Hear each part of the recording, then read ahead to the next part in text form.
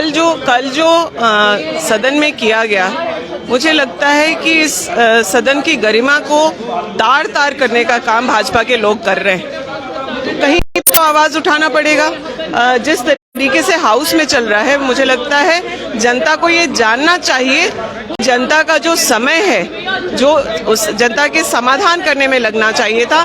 भाजपा वाले हाउस के बाहर भी नफरत फैलाने का काम कर रहे हैं और हाउस के अंदर भी ऐसी बातें करते हैं जिससे समाज में सिर्फ और सिर्फ नफरत फैल रहा है। हम लोग उसके विरोध में यहाँ पर बैठे हैं और जनता के सामने यह बात आनी चाहिए कि कैसे ये धर्म के नाम पर, समाज अलग अलग वर्ग के नाम पर किस तरह से तनाव पैदा करने की कोशिश कर रहे हैं। मैं दंग हूँ कि इन्हें इस बात की चिंता होनी चाहिए कि युवाओं के भविष्य का क्या होगा। मान लीजिए नियोजन नीति पर कोर्ट ने कोई टिप्पणी कर दी है, हम लोग सब उससे परेशान हैं और आज जगह जगह से, सभी जगह से युवा फोन करके कि कई सालों से वो परीक्षा नहीं दे पाए हैं, उन्हें उनके एज रिलैक्सेशन होना चाहिए। नियोजन नीति में जो खामियां हैं उसको कैसे सुधार करके पक्ष और विपक्ष को आज के दिन युवाओं के लिए और महिलाओं के लिए काम करना चाहिए।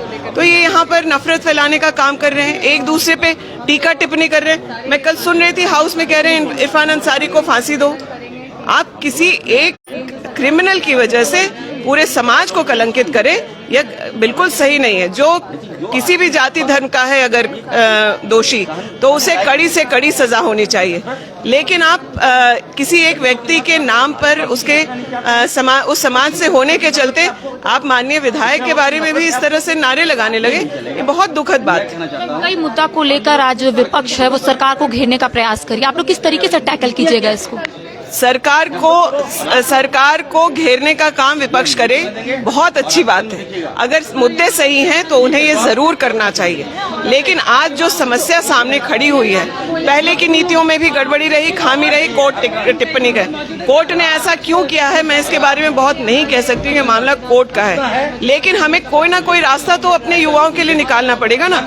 हमारे बच्चे अब इतने बड़े हो रहे हैं कि वो कॉलेज में जाएंगे, आगे नौकरी की बात होगी। जो अस्थिरता और जो अनिश्चितता युवाओं के मन में है, जो हमारे माननीय हैं, उनको एक गार्जियन की तरह इस बात को समझना चाहिए।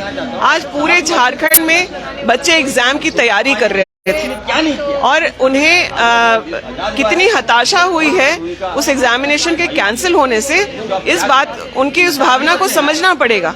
हम लोग प्रयास कर रहे हैं कि उसका कोई समाधान निकले, उसमें विपक्ष को भी सहयोग करना चाहिए। क्या ये झारखंड के युवा उनके सांप्रदायिक मुद्दे से ज्यादा उनके सांप्रदायिक मुद्दे ज्यादा बड़े हैं झारखंड के युवाओं के भविष्य से? तो कोई रास्ता निकालने की बात होनी चाहिए। आज राज्यपाल के पास जाकर के कई बातों पर बात करने की बात है, देखते हैं विपक्ष के लोग आते हैं कि नहीं।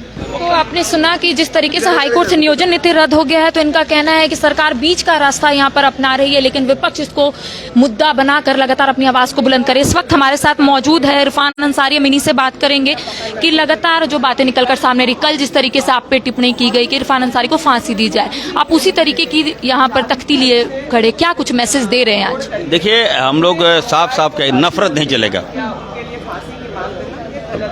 भानु प्रताप शाही ने जो बातें कहा कि इरफान अंसारी को फांसी, बताइए साहब, देश भाजपा की जागीर नहीं है। भाजपा का तानाशाह नहीं चलने देंगे हम लोग।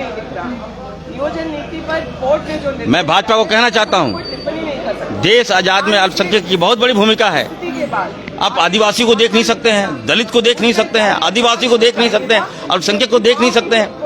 अब बेवजह मुद्दा को आप डाइवर्ट करते हैं, अनाप शनाप आप बोल रहे हैं, आरक्षण को आप खत्म करना चाह रहे हैं। ये तो नहीं चलेगा, ये गुंडागर्दी में नहीं चलने दूंगा, मैं कहना चाहता हूँ। और आरएसएस का राज यहाँ नहीं होगा। आरएसएस की कोई भी भूमिका इस राज्य में नहीं होगी। झारखंड है, मैं कहना चाहता हूँ।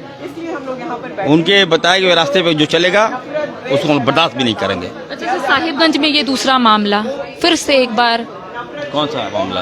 सर, दुष्कर्म हुआ है, फिर से एक दलित बच्ची को। सरकार है, जांच कर रही है, हम लोग बर्दाश्त नहीं करेंगे। आप देख रहे हैं दुष्कर्म हुआ तो पकड़े भी गए लोग, भागे नहीं है।